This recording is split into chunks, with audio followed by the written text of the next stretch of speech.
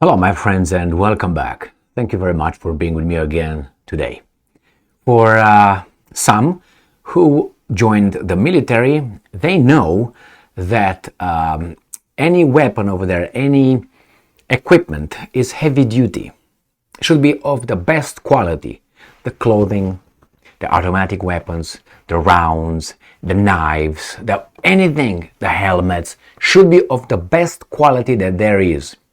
Now, the more advanced a country is economically, the richer, the more it can afford having the best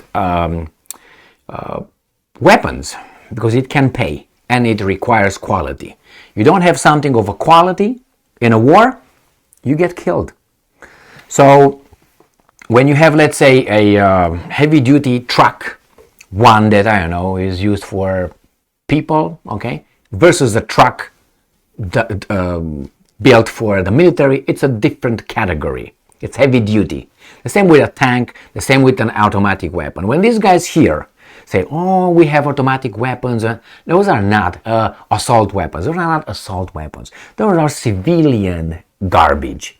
The military grade automatic weapons are different. They're supposed to withstand a war, not okay? Now, it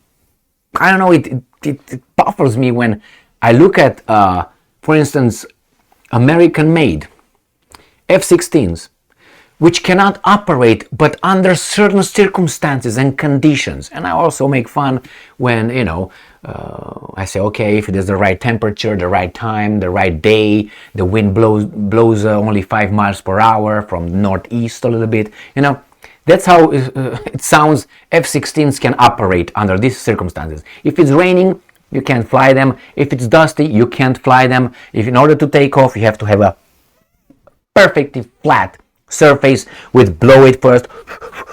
So you make sure there's no debris, so it doesn't have a little intake of dust. Now that's not a military grade airplane. That's a sissy. Why? It might be raining. You have to, raining, dusty, whatever it is. That should be a heavy duty. That means a weak aircraft. Or how should I put it? Weak. Sensible, sensitive, demanding. You don't want that. You want heavy duty. Solid. Alright, now we have the Brits.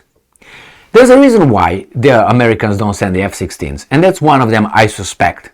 They will be shot down like flies, and then it's going to lose the reputation created fighting depleted armies, which is, I don't know, Saddam Hussein, Gaddafi, old Yugoslavian military, and so on. Okay, they operated great under those circumstances. Now they fight their equal, and they're afraid. I think that's what it is. They're afraid that they will be shot down. The Russians will show them blown up, and then nobody's going to buy them anymore. They're old anyway. They shouldn't be sold. I think that's a kind of like a crime to send something that really, I don't think it's effective anymore. But hey, that's my stupid or not stupid opinion on this, based on the information is available there. It's not that I'm looking for. And they will not send them. They're afraid. That's what it is. Now, what's going on? We have the Brits. The Brits send Challenger 2 tanks. Remember? Ooh, like the Leopard 2 tanks. Ooh, and Abrams 1. Ooh. Well, guess what? Abrams are like, let's see how the Leopards are doing in Ukraine. Damn. Ooh, another one. Challengers are like, yeah, but we don't want to be up front. We want to fight from behind. They like it from behind. All right? So this is what these guys are doing. You're going to be embarrassed, my British friends, how the British leadership it's requiring the Ukrainian army not to use their tanks, the provided Challenger 2 tanks, into the front, in the dangerous zone, but somewhere behind the front line, far away from being hit by the Russians. Are they fucking military grade tanks, or what are they? Are Schwarzenegger's tank, or what? And I'm getting irritated with these guys. Aren't they supposed to fight? No. It's like a Mercedes. People say, well, Mercedes is good. Yes, it's good. Yeah, I can tell you that. All right, it's good. But they last so long. Why? Because they're held in a freaking garage. They're driven by the for a long time, and you don't get to put a lot of miles on them and say, oh, those Mercedes last forever. Yeah, 20 years and I still have it. How many miles? 55,000 miles I have only. It's like new. You didn't drive it.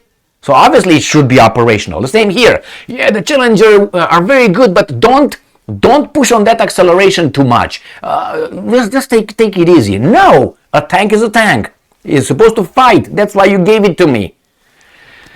Oh my God. And here we have Sputnik.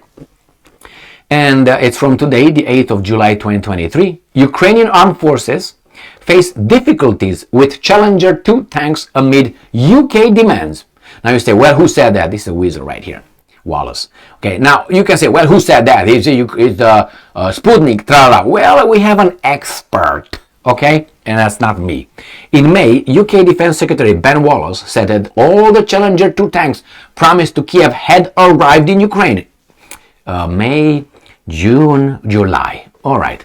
The Ukrainian armed forces have encountered difficulties in using Challenger 2 tanks because of London's requirements for their operation and maintenance, according to military analyst Drago Bosnich. Now, what are the operational and maintenance? Don't engage in fights, don't drive them, keep them in the hangar. Okay? These are the requirements. Just kidding, but you'll find out.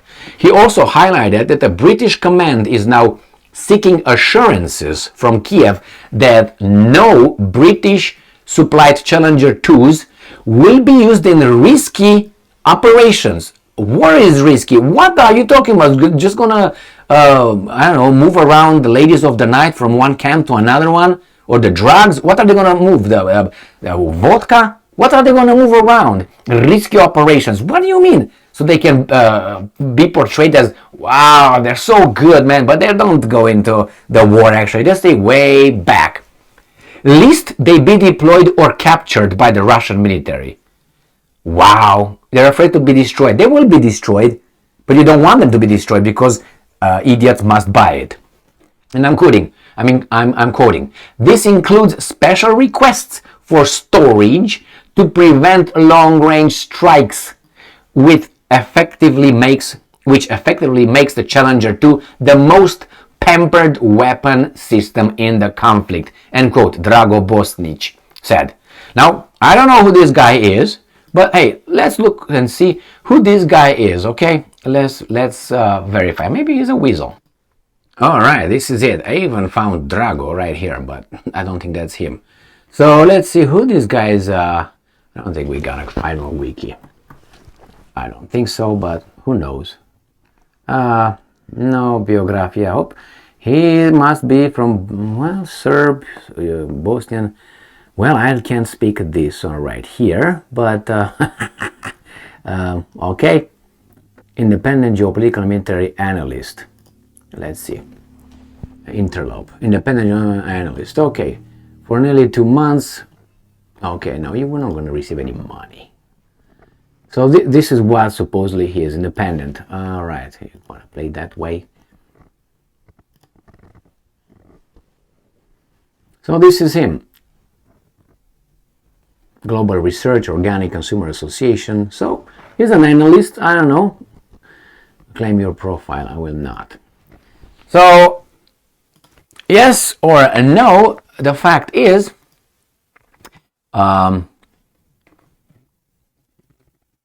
where is it? Right here.